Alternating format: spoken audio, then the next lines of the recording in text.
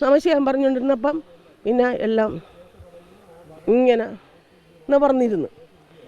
നിവർന്നിരുന്ന സമയത്ത് മോൻ പറഞ്ഞു, അമ്മ ഇത് അച്ഛൻ പോയതാണ്. നെയ്യാറ്റിൻകര ഗോപൻ സ്വാമി സമാധിയായി. ഇത് ജീവനോടെ സമാധിയായതാണോ അതോ മരിച്ചു കഴിഞ്ഞ് സമാധിയായതാണോ എന്നാണ് ഇനി അറിയാനുള്ളത്. ഏതായാലും പോലീസ് അന്വേഷണം ധൃതി പിടിച്ച് നടക്കുന്നുണ്ട്. ആ കല്ലറ തുറന്ന് മൃതശരീരം പോസ്റ്റ്മോർട്ടത്തിന് വേണ്ടി ശ്രമിക്കുന്നു. വീട്ടുകാരൊരു വശത്ത് എതിർക്കുന്നു. ഹൈന്ദവ സംസ്കാരത്തിനെതിരാണെന്ന് പറഞ്ഞുകൊണ്ട് നാട്ടുകാർ തീരെ ഇരിഞ്ഞ് തല്ലുന്നു. അങ്ങനെ പല പല പ്രശ്നങ്ങൾ. അവസാനം ഇന്ന് അത് പോസ്റ്റ്മോർട്ടം റിപ്പോർട്ടുകൾ നടന്നില്ല, കല്ലറ തുറക്കാൻ പറ്റിയില്ല, വീട്ടുകാരെതിരെ നിൽക്കുന്നു. സംഭവം വേറെ ഒന്നുമല്ല, നെയ്യാറ്റിൻകര ഗോപൻ സ്വാമി എന്ന് പറയുന്ന സ്വാമി പുള്ളി മരിച്ചു പോകുന്നു. ഇത് വീട്ടുകാരോ നാട്ടുകാരോ ഒന്നും അറിയാതെ തന്നെ വീട്ടുകാരോ നാട്ടുകാരോ ബന്ധുക്കളോ ഒന്നും അറിയാതെ തന്നെ വീട്ടുകാർ തന്നെ അച്ഛൻ സമാധിയായി എന്ന് പറഞ്ഞുകൊണ്ട് സംസ്കരിക്കുന്നു. അതിനുശേഷം ഒരു പോസ്റ്റർ പ്രത്യക്ഷപ്പെട്ടു, ഇന്ന ആൾ മരിച്ചുപോയി, ഇന്ന ആൾ സമാധിയായി എന്ന് പോസ്റ്റർ പ്രത്യക്ഷപ്പെട്ട് കഴിഞ്ഞപ്പോഴാണ് ഈ ആൾ മരിച്ചു പോയതായിട്ട് നാട്ടുകാരും ബന്ധുക്കളും ഒക്കെ അറിയും. പിന്നെ ബഹളമായി, ഇനി ജീവനോടെ കുഴിച്ചു മൂടിയതാണോ എന്നൊക്കെയുള്ള പ്രശ്നങ്ങൾ വീണ്ടും കൊടുമ്പിരി കൊണ്ടു എന്നുള്ളതാണ്. ആ വീട്ടുകാരുടെ അഭിപ്രായത്തിൽ അമ്മ പറയുന്ന ചില വാചകങ്ങൾ നമുക്ക് കേൾക്കാം. പക്ഷേ അമ്മ പറയുമ്പം സത്യം പറയാമല്ലോ, അമ്മ പറയുന്നത് എനിക്ക് അങ്ങോട്ട് മനസ്സിലാവുന്നില്ല. ഈ സമാധി എന്ന് പറയുന്ന സാധനമേ കൊല്ലങ്ങൾക്ക് മുമ്പ് ഞങ്ങളുടെയൊക്കെ നാട്ടിലുണ്ടായിരുന്നു. ഈ 30 കൊല്ലം 35 കൊല്ലം മുമ്പൊക്കെയാണ് ഈ സമാധി എന്ന് പറയുന്ന സാധനം. അത് മരിച്ചു കഴിഞ്ഞിട്ട് 6 മണിക്കൂർ വരെ ശരീരത്തിൽ ചൂട് നിൽക്കുമായിരുന്നു. അപ്പോൾ ആ ചൂട് നിൽക്കുമ്പം ഉടൻ തന്നെ ആളിനെ ഇരുത്തി, അപ്പോൾ ശരീരം എങ്ങനെ വേണമെങ്കിലും വഴങ്ങി ഒരകല്ലെ പിടിച്ച് കെട്ടി വെച്ചിട്ട് സമാധി ഇരുത്തുകയായിരുന്നു. അത് ശിവലിംഗ പൂജ, അങ്ങനെ കുറച്ച് ദിവസത്തെ പൂജയൊക്കെ നടത്തി കുഴിയൊക്കെ അതുപോലെ വിസ്താരത്തിൽ കുഴിച്ചൊക്കെയായിരുന്നു നടന്നത്. പക്ഷെ കാലം മാറിക്കഴിഞ്ഞപ്പോൾ അന്നത്തെ കാലഘട്ടമൊക്കെ മാറി. ചിലപ്പോൾ ഇപ്പം മരിച്ചു കഴിഞ്ഞിട്ട് മണിക്കൂർ കഴിഞ്ഞായിരിക്കും അറിയുന്നത് അല്ലേ. അപ്പം ഒരലയിലൊന്നും പിടിച്ച് കെട്ടാനുള്ള സൗകര്യമില്ല. അന്ന് ചിലപ്പം വീട്ടുകാർ അടുത്ത ആൾക്കാരൊന്നും കാണത്തില്ല. മറ്റേത് അടുത്ത ആൾക്കാരിരുന്ന് മരിച്ചു എന്ന് ഉറപ്പ് വരുത്തിയതിന് ശേഷമേ അങ്ങനെ ചെയ്യത്തുള്ളൂ. ഒരലെ പിടിച്ച് അത് കാലം മാറിക്കഴിഞ്ഞപ്പം അത് പരിഷ്കൃത സമൂഹത്തിന് ചേർന്നതല്ല എന്ന് പറഞ്ഞിട്ട് ചില ഹിന്ദു വിഭാഗങ്ങളിൽ തന്നെ ചിലരുണ്ടായിരുന്നു. അത് മാറി ഇപ്പം എല്ലാം ദഹനമായി മാറി. അപ്പം അതിനിടയിലാണ് ഇപ്പോൾ ഒരു സമാധിയെപ്പറ്റിയുള്ള വാർത്ത ഞാൻ കേൾക്കുന്നത്. അപ്പം ഞാൻ വളരെ കൗതുകപൂർവ്വമാണ് ഇത് കേട്ടത്.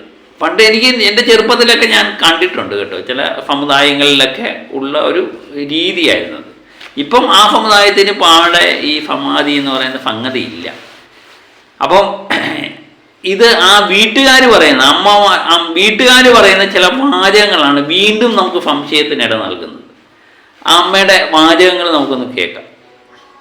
പറ്റി മാത്രം പറഞ്ഞാൽ മതിയല്ല, അതിൽ പല വിവാദങ്ങൾ പറയുന്നു. എന്തൊരു വിവാദം പറയും? പിന്നെ മരിച്ചു കഴിഞ്ഞ് കൊണ്ടുവച്ചതാണോ? മരിച്ചെന്ന് ആര് പറഞ്ഞു മരിച്ചെന്ന്? അത് ഇങ്ങോട്ട് വരണം. നമ്മൾ ഇത്രയും നേരം ക്വസ്റ്റ്യൻ ഇല്ല ആൻസർ പറഞ്ഞുകൊണ്ടിരുന്നു, മനസ്സിലായോ? ഇനി ക്വസ്റ്റ്യൻ പേപ്പർ വേണം, എഴുതണം. അല്ല, നിങ്ങൾ ചോദിക്കണം, ഇനി എഴുതണം. നമുക്ക് മരിച്ചെന്ന് ഇനി ആര് പറഞ്ഞു? ഒരിക്കലും ഇല്ല, സഹകരിക്കാൻ പറ്റില്ല. അതിന് മരിച്ചില്ലല്ലോ. അമ്മയും വീട്ടുകാരും ഒക്കെ ഇപ്പോഴും എന്തിൽ പിടിച്ചു നിൽക്കുക, സമാധി എന്ന്. ആരാണ് ചത്തത്? ആ ചത്തവരെ വിളിച്ചുകൊണ്ട്, ചത്തു എന്ന് പറഞ്ഞവരെ വിളിച്ചുകൊണ്ട് വരാനാണ്. ഇപ്പോൾ സ്വഭാവം വേണ്ടി ചത്തു എന്നല്ലേ മരിച്ചു എന്നല്ലേ പറയുന്നത്. അമ്മ സമാധിയിൽ തന്നെ പിടിച്ച് നിൽക്കുക. അത്രയ്ക്കങ്ങ് അഡിക്റ്റായി പോയി അതിൽ.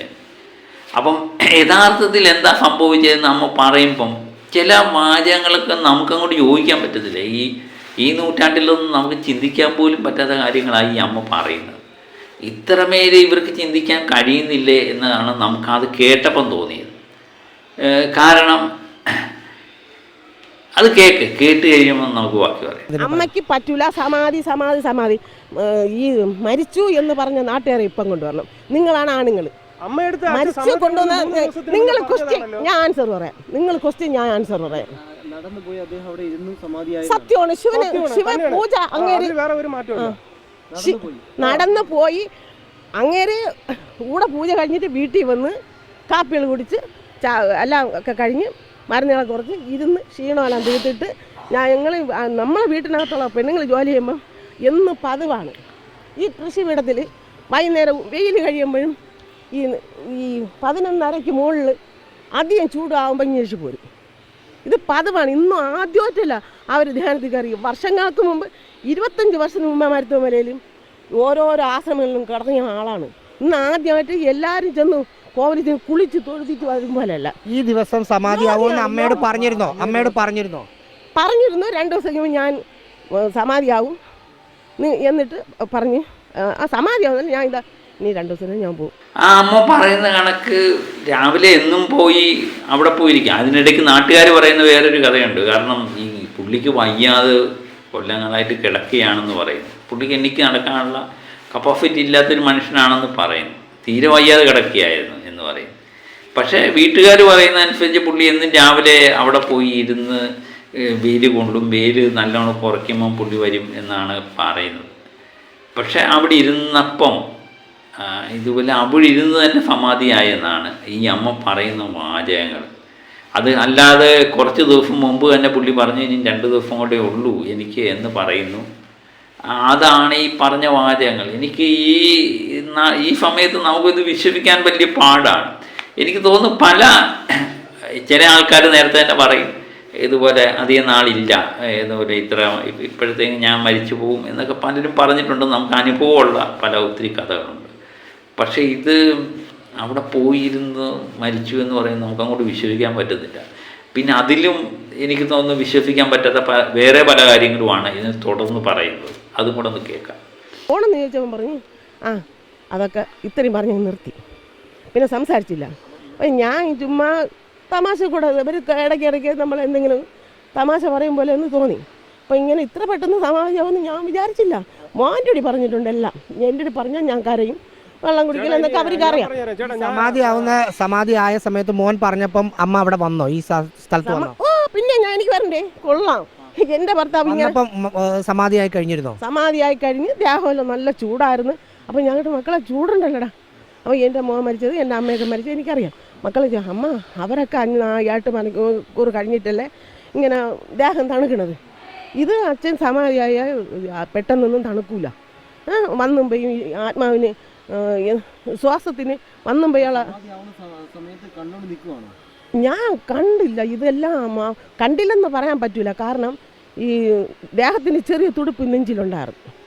അപ്പോൾ ഇതിനകത്ത് നമ്മൾ കേൾക്കുമ്പോൾ നമുക്ക് വിഷയം ഈ അമ്മയൊക്കെ പറഞ്ഞു കേട്ട അറിവാണെന്ന് തോന്നുന്നു. മകൻ പറഞ്ഞുള്ള അറിവാണ് പലപ്പോഴും എനിക്ക് തോന്നുന്നു. അവിടെ പോയിരുന്നപ്പോൾ നെഞ്ചി തൊട്ട് നോക്കിയപ്പോൾ ശ്വാസം പിടിക്കുന്നുണ്ടെന്നൊക്കെ പറയുന്നു. അതിനുശേഷം അന്നേരം മകൻ പറഞ്ഞത് അത്രയും ഇടയ്ക്കിടയ്ക്ക് ആത്മാവ് ശ്വാസം വന്നും പോവുകയൊക്കെ ഇരിക്കും. ഇതൊക്കെ ഏത് നാട്ടുകാർ വിശ്വസിക്കുമെന്ന് എനിക്ക് സംശയമാണ്. അതുപോലെ തന്നെ അമ്മ പറയുന്ന വേറൊരു കാര്യമുണ്ട്, ശരീരത്തിന് നല്ല ചൂടായിരുന്നു. അതെനിക്ക് ഞാൻ നേരത്തെ പറഞ്ഞിട്ടേ, ഈ ശരീരത്തിന് ചൂടില്ലെങ്കിൽ 6 മണിക്കൂർ വരെ മരിച്ചു കഴിഞ്ഞാൽ ശരീരത്തിൽ ചൂട് നിൽക്കുമെന്നാണ് പറയുന്നത്. അപ്പം സ്വാഭാവികമായിട്ട് ഇപ്പം മരിച്ചവർ തന്നെ ഡോക്ടർമാർ മരിച്ചു എന്ന് സർട്ടിഫിക്കറ്റ് ചെയ്യുന്ന ചിലവരൊക്കെ എണ്ണിച്ചു വരുന്നു എന്നൊക്കെ പറയുന്ന കാലമാണ് ഈ സമയത്ത്. ചെതയിലൊക്കെ വെക്കുമ്പോൾ അവിടെ നിന്ന് ചാടി എണ്ണിച്ചെന്നൊക്കെ പറയുന്ന സമയത്ത് ഈ ഡോക്ടറുടെ സർട്ടിഫിക്കറ്റ് അത്യാവശ്യമായിട്ട് മരിച്ചു എന്ന് അറിയാൻ വേണ്ടി ഡോക്ടർ അല്ലെങ്കിൽ ബന്ധുക്കളെങ്കിലും അറിയണം. ഇത് ആരും തന്നെ അറിഞ്ഞിട്ടില്ല എന്നുള്ള.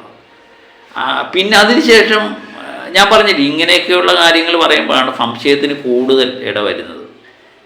അമ്മ പറയുന്ന ബാക്കി കാര്യങ്ങളും കൂടെ നമുക്കൊന്ന് കേട്ടു നോക്കാം. അങ്ങനെ ചെന്ന് ഞാൻ അങ്ങനെ കുറച്ച് നേരം നമസ്കാരം പറഞ്ഞുകൊണ്ടിരുന്നപ്പം പിന്നെ എല്ലാം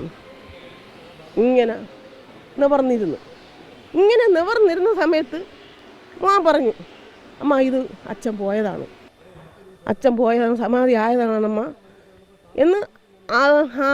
ഈ ഇങ്ങനെ നമ്മൾ സാധാരണ ചമണം കൂട്ടും പോലെയല്ല, കാലൊക്കെ എടുത്ത് ധ്യാനത്തിന്. എൻ്റെ കല്യാണത്തിന് മുമ്പേ അവർക്ക് ധ്യാനമാണ്. എങ്കിലും മരണം ഉറപ്പിക്കാൻ ഒരു ഡോക്ടർ പറയണ്ടേ? അതെങ്ങനെ നേരത്തെ മരണം ഉറപ്പിക്കാൻ? അതെങ്ങനെ? ഞങ്ങൾ 8-9 മണിക്കൂർ അവിടെ 8-9 മണിക്കൂർ അവിടെ കഴിഞ്ഞിട്ടാണ് ഇതിനിടയ്ക്ക് സാധനങ്ങൾ ഒരുക്കിയെങ്കിലും അച്ഛൻ ജീവനുണ്ടോ എന്ന് അവിടെ അടുത്ത് നിന്ന് കാര്യങ്ങൾ നോക്കണേ. ഇവൻ വാങ്ങിക്കേണ്ട സാധനങ്ങൾ ഭസ്മം സുഗന്ധദ്രവ്യങ്ങളെല്ലാം പൂക്കളും ചേട്ടാ ഞാൻ ഒരു കാര്യം ശിവ ശിവ ഞങ്ങൾ പറഞ്ഞില്ലേ മോനെ, നമ്മൾ സത്യമല്ലേ പറയുള്ളൂ. അപ്പൊ ഇതിനകത്ത് പറയുന്നുണ്ട് അവര് അമ്മയൊക്കെ പോയി അവിടെ പോയി നിന്ന് കഴിഞ്ഞപ്പം കാലൊക്കെ എടുത്ത് കനക്കുന്നുണ്ടെന്നാണ് പറയുന്നത്. അപ്പോഴും ജീവനുണ്ട് എന്ന്. അപ്പം മകനാണ് പറയുന്നത് ഇതുപോലെ സമാധിയായി എന്ന് പറയുന്നത്. അത് നമുക്ക് മനസ്സിലാകുന്നില്ല. ഇങ്ങനെ അതാണ് പറയുന്നത്, ഇവർ പറയുന്ന കാര്യം തന്നെ നമുക്ക് വിശ്വസിക്കാൻ പറ്റാത്ത കാര്യങ്ങളല്ലേ. പിന്നെ എന്നിട്ടും അവർ സമാധിയിൽ ഉറച്ചു നിൽക്കുന്നു. അവർ അതിന് ന്യായീകരണമായിട്ട് പറയുന്ന 8-9 മണിക്കൂർ അവർ വീട്ടുകാരെല്ലാം കൂടെ അവിടെ അടുത്ത് നിന്നിട്ട് പോലും അനക്കമൊന്നും ഇല്ലായിരുന്നു എന്ന് പറയുന്നു. അതുകൊണ്ട് സമാധി ആയതാണെന്ന് അവർ സ്വയം തീരുമാനിച്ച് അതങ്ങ് അടക്കം ചെയ്തു എന്നുള്ളതാണ്. ഇതിന് രസകരമായി ഉള്ള കാര്യം എന്ന് പറഞ്ഞാൽ ഇവരുടെ പുരയിടത്തിൽ പുല്ല് വെട്ടാനും ആടിനെയും പശുവിനെയൊക്കെ തീറ്റിക്കാനൊക്കെ ആൾ വന്നു. അവരാരും അറിഞ്ഞില്ല. ഇതിനകത്ത് ഏറ്റവും വലിയൊരു സംഭവം അതാണ്. അടുത്ത ബന്ധുക്കളാരും അറിഞ്ഞിട്ടില്ല, നാട്ടുകാരറിഞ്ഞിട്ടില്ല ഇങ്ങനെ സമാധിയായത്. വീട്ടുകാർ മാത്രമേ അറിഞ്ഞിട്ടുള്ളൂ. അത് വീട്ടുകാർ മാത്രമേ അറിഞ്ഞിട്ടുള്ളൂ. വീട്ടുകാർ മാത്രം അറിയാനുള്ള ന്യായീകരണമായിട്ട് മകൻ പറയുന്നത് വേറൊരു സംഗതിയാണ്. നമുക്കതും കൂടെ ഒന്ന് കേൾക്കാം. മരണച്ചടങ്ങുകളാണ് ഇവിടെ നടക്കുന്നതെന്നും ചുറ്റുവട്ടത്ത് പുല്ല് വെട്ടാനും പശുവിനെ കെട്ടാനും ഒക്കെ വന്ന ആളുകൾ അറിഞ്ഞിട്ടില്ല എന്നല്ലേ ഈ പറഞ്ഞതിൻ്റെ അർത്ഥം? ഞാൻ ഇപ്പോൾ അച്ഛൻ എൻ്റെ അടുത്ത് അനിയൻ്റെ അടുത്തും എല്ലാവരുടെ അടുത്തും പറഞ്ഞിട്ടുള്ളതെന്ന് പറഞ്ഞു കഴിഞ്ഞാൽ അച്ഛൻ സമാധി ആവണ സമയത്ത് ഇത് നമ്മുടെ മക്കൾ ഇത് നമ്മുടെ ചുറ്റുപാട് നല്ല ശത്രുക്കളാണ്. അതുകൊണ്ട് ഞങ്ങൾ ഇത് മറ്റുള്ളവർ ആരെടുത്തും നിങ്ങൾ എന്നെ കാണിക്കുകയും വേണ്ട. ഇതിൻ്റെ ചടങ്ങുകൾ നടക്കുന്ന സമയത്ത് നിങ്ങൾ തന്നെ ചടങ്ങുകൾ നടത്തണം. ഈ ചടങ്ങുകളെല്ലാം നടത്തിയതിന് ശേഷം മറ്റുള്ളവരോട് നിങ്ങൾ അറിയിക്കുകയോ എന്തോ ചെയ്യാമെന്ന് പറഞ്ഞിട്ടുണ്ട്. ഭയങ്കര ന്യായീകരണമായിപ്പോൾ അല്ലേ. വീട്ടുകാരെ മാത്രം അറിഞ്ഞുകൊണ്ട് നടക്കുക. എനിക്ക് തോന്നുന്നു ബന്ധുക്കളും നാട്ടുകാരും ഒക്കെ അറിഞ്ഞെങ്കിൽ ഈ പ്രശ്നം ഉണ്ടാകത്തില്ലായിരുന്നു. അവർക്ക് സമാധി ഇരുത്തണമെങ്കിൽ സമാധി ഇരുത്തുക. പക്ഷേ എല്ലാവരും കൂടെ അറിഞ്ഞുകൊണ്ടാണെങ്കിൽ ഇങ്ങനൊരു പ്രശ്നം ഉണ്ടാകത്തില്ല. ഇത് അടുത്ത ബന്ധുക്കൾ പോലും അറിഞ്ഞില്ല. അവർ വീട്ടുകാരാണ്. അതിന് ന്യായീകരണമായിട്ട് ചുറ്റുമുള്ളവർ ശത്രുക്കളാണ് എന്നുള്ളതാണ്. എനിക്ക് തോന്നുന്നു ഈ മരണത്തിലൂടെ മക്കൾക്ക് ഒരു ദോഷം ഉണ്ടാകുന്ന രീതിയിൽ തന്നെയാണ് ഈ അച്ഛനിങ്ങനെ പറഞ്ഞിട്ടുണ്ടെങ്കിൽ. അദ്ദേഹം ഏത് തരത്തിലാണ് പറഞ്ഞതെന്ന് എനിക്ക് മനസ്സിലായില്ല. ആരോടും പറയരുത്, നിങ്ങൾ മാത്രം അറിഞ്ഞു വേണം വയ്ക്കാം. പിന്നെ വീട്ടുകാർ മരണമൊക്കെ കഴിഞ്ഞതിന് ശേഷം, അടക്കമല്ല കഴിഞ്ഞതിന് ശേഷം നാട്ടിൽ അറിയിക്കാം. അത് ഏതർത്ഥത്തിലാണ് പറഞ്ഞതെന്ന് അറിയില്ല. ഏതായാലും മക്കൾക്ക് പണിയായി എന്ന് പറയാം, ഏതർത്ഥത്തിൽ പറഞ്ഞാലും. ഏതായാലും ഇങ്ങനെയൊക്കെയുള്ള കാര്യങ്ങൾ ഞാൻ പറഞ്ഞില്ലേ, പണ്ട് ഞങ്ങളുടെ നാട്ടിൽ ഈ സമാധിയുടെ ഒരു വിഭാഗത്തിൽപ്പെട്ട ആൾക്കാരിൽ സമാധി ഉണ്ടായിരുന്നു. അപ്പോൾ ആ സമാധിയിൽ എന്ന് പറഞ്ഞാൽ ഇത് ആരും അറിയാതെ വീട്ടുകാർ മാത്രം ചേർന്ന് നടത്തുന്ന ചടങ്ങല്ലായിരുന്നു. അത് എല്ലാ ബന്ധുക്കളെ അറിയിച്ച് സാധാരണ ഒരു മഴ നടക്കുന്ന പോലെ തന്നെ. പക്ഷേ ഈ ചൂടാറുന്ന മരിച്ചു കഴിഞ്ഞ് ചൂടാറുന്നതിന് മുമ്പ് തന്നെ ഇരുത്തണം. ഇരുത്തിയില്ലെങ്കിൽ അത് ഇരിക്കത്തില്ല, ശരീരം വഴങ്ങത്തില്ല. അങ്ങനെ ആയിരുന്നു ആ ചടങ്ങ് നടത്തിക്കൊണ്ടത്. ചടങ്ങ് നടത്തുമ്പോൾ എല്ലാ ബന്ധുക്കളും അറിയും, നാട്ടുകാരെല്ലാം അറിയും. അത് സംശയത്തിന് കാരണമൊന്നുമില്ലായിരുന്നു. ഇത് വീട്ടുകാർ മാത്രം അറിഞ്ഞ് നടത്തിയ ഒരു ചടങ്ങായപ്പോഴാണ് ഇത് സംശയത്തിന് കാരണമായത് എന്ന് എനിക്ക് തോന്നുന്നു. ഇവരെയൊക്കെ എങ്ങനെ പറഞ്ഞ് നമ്മൾ വിശ്വസിപ്പിക്കും? ഇപ്പോഴും അവരെ സമാധിയിൽ ഉറച്ചു നിൽക്കുകയാണ്. ഇനി പോസ്റ്റ്മോർട്ടം നടത്തി കഴിഞ്ഞാൽ അതെന്ത് മാത്രം കണ്ടുപിടിക്കാൻ പറ്റും, ജീവനോട് കുഴിച്ചു മൂടിയതാണോ എന്ന് നമുക്കറിയാൻ വയ്യ. അപ്പം ഏതായാലും അവരുടെ വിശ്വാസം അവരെ രക്ഷപ്പെട്ടത്. പക്ഷെ നമുക്കത് വിശ്വസിക്കാൻ പറ്റാത്ത കാര്യമായി മാറി എന്നുള്ളതാണ്. അപ്പം മറ്റൊരു വിഷയമായി വീണ്ടും എത്താം. Okay, by.